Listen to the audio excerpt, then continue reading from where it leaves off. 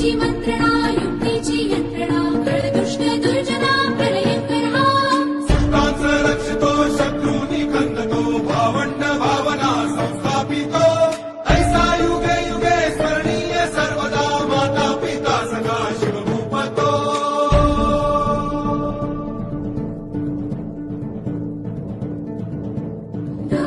दंड पर चीता मृगझुंड पर भूषण वितुंड पर जैसे मृगराज है